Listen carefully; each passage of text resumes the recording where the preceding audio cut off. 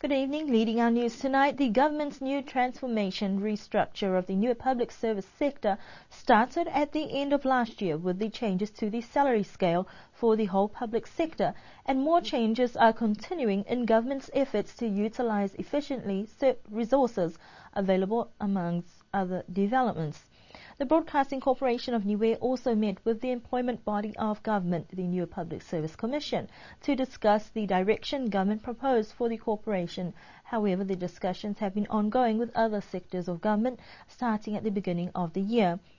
According to the new structure, BCN will now be merging with the infrastructure sector as a government department rather than a corporation. The new functional restructure has 5 main ministries: Central Service Agencies, which has the Premier's Department; New Public Service Commission and Administration, Treasury and Crown Law; Social Services has Justice, Police; Education, Health, Taonga Niue and Community Affairs; Natural Resources, Deaf, Med Service and Environments.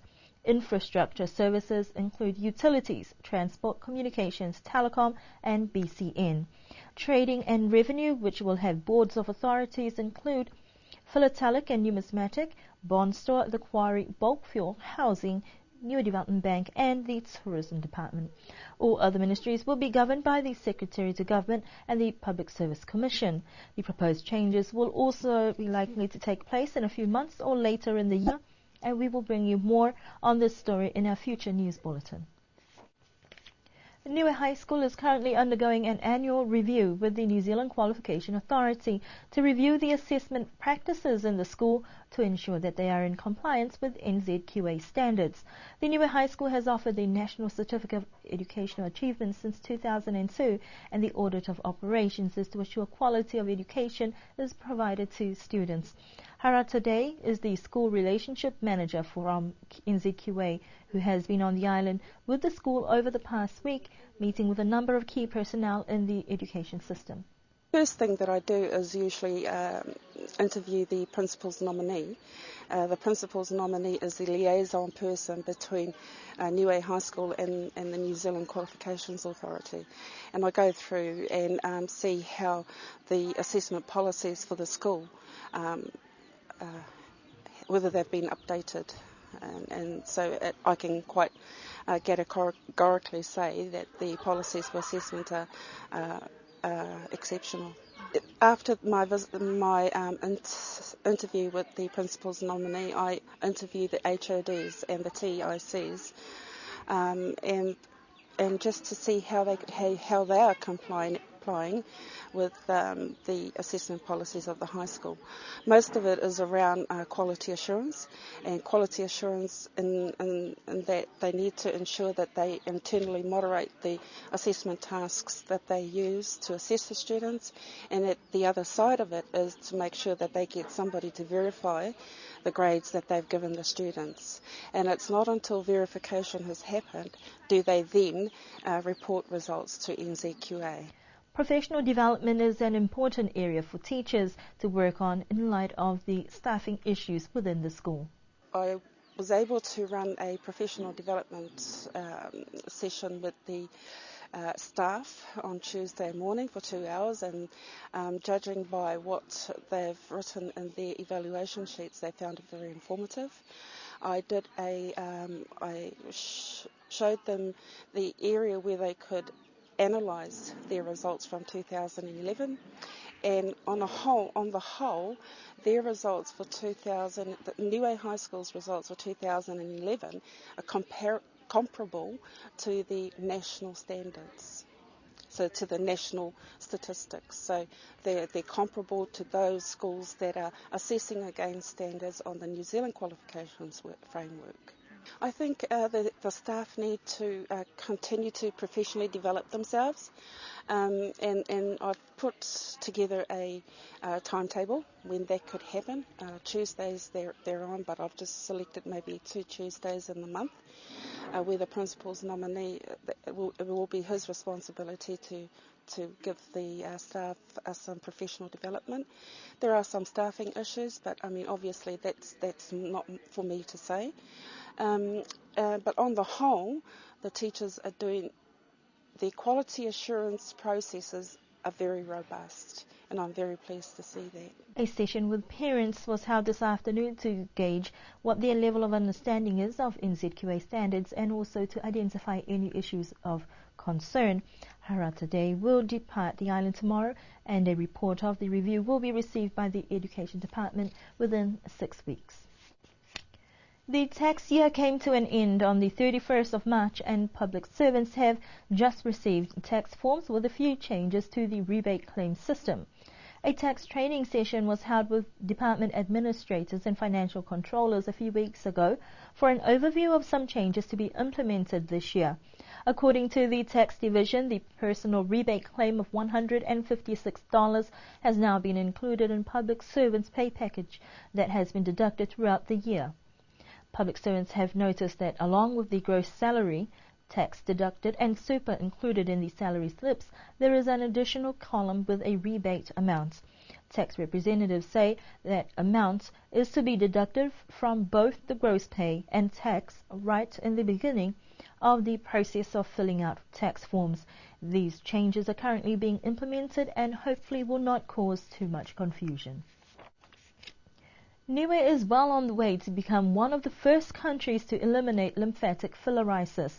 On a global scale, the filariasis elimination program is making gradual progress to decrease numbers of infections, but Niue's population size and the consistency of filariasis programs is a factor in Niue's success.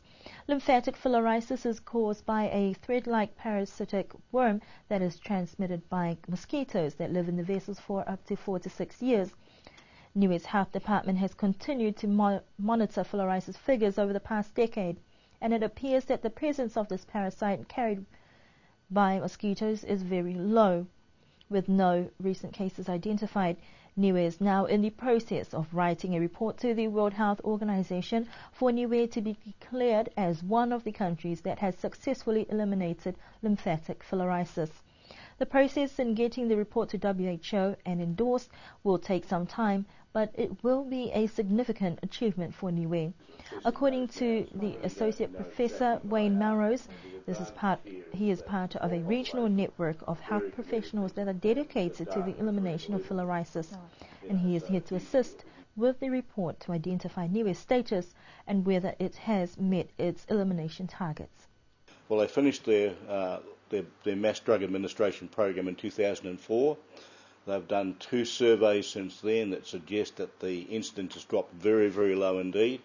And the good news is that the last positive person has become negative just in the last week or so. So we're quite confident now that the disease has gone from the country. The main emphasis now is to make sure it doesn't reoccur again. And that's what we're looking at the moment. So we look at how successful the programs have been, how robust the data is, and initially they'll go to the regional office of the World Health Organization, and they'll agree that the criteria have been met, and then they'll go to the Geneva headquarters, and they will make a similar announcement, and then they will tell the government that you have succeeded in your goal. Now, how long this is going to take, we don't know. Maybe 2 or 3 years before we get to that final piece of paper given to the Premier and say, "Sir, you have succeeded." It will mean that one of very few countries in the world have succeeded in eliminating lymphatic filariasis. So they're well ahead. Small population, of course, helps.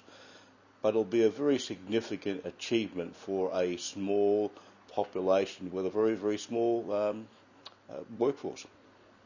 Professor Melrose says that he has been impressed by the commitment of the government, the health department, the minister and the people of Niue in eliminating the disease that has been vital to their success here on the island. Efforts on a global scale, however, have been difficult. It's extremely difficult in some countries. Imagine a country like Papua New Guinea with a big population, no roads, no logistics. It's hard there, that's for sure. But about 50% of the countries have shown a remarkable reduction in the amount of clinical disease, so there's progress being made. Pacific, almost all the countries now have a program going and are approaching their targets. Some are going to take longer than others, but Niue hopefully is going to be the first. In addition to the elimination campaign, it is also vital that mosquito breeding places are destroyed to decrease spread of the diseases like filariasis and dengue. News media attempt to raise funds for the Fiji flood disaster has not been too successful, with only just over a couple $1,000 raised. Organisers are hoping the last radiothon program, scheduled for tomorrow, will bring in more donations from the public. Organisers said they're surprised there's not much interest, considering Niue's relation with Fiji and the past educational history and connections to Fiji. They're hoping some of the old students and friends of Fiji will hear the call for assistance. West of Fiji were devastated by flash floods recently, causing much grief to many families in different sectors of the island. The radiothon will begin tomorrow on Radio Sunshine between 10 a.m. and 12. If you wish to donate to the fundraising, you can contact BCN during working hours. The final tally of contributions will take place before government make the final contribution. And that is a conclusion of our BCN News Bulletin for tonight. We do hope you can join us again next week. Don't forget to check out the Makefu Annual Show Day this coming Saturday.